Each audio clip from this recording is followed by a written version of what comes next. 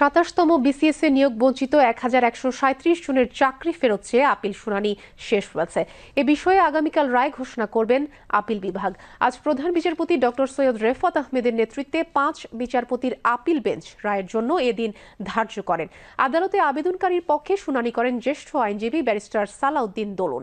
রাষ্ট্রপক্ষে শুনানি করেন অতিরিক্ত অ্যাটর্নি জেনারেল ব্যারিস্টার অনিক আর হক।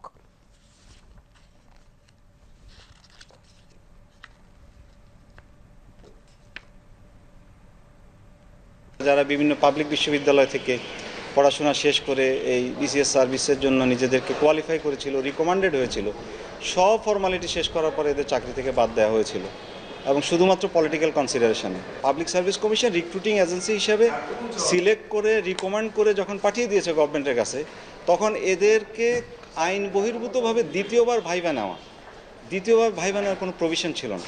কিন্তু এদেরকে দ্বিতীয়বার ভাইবা নিয়ে এই সম্পূর্ণ বেআইনিভাবে এদেরকে বাদ দেওয়া হয়েছে, এক্সক্লুড করা হয়েছে। আপিল বিভাগ আজকে শুনানি শেষ করেছেন এবং ইনশাআল্লাহ কালকে আমরা এটার একটা ইতিবাচক রায় পাবো বলে আমি আশাবাদী ইনশাআল্লাহ।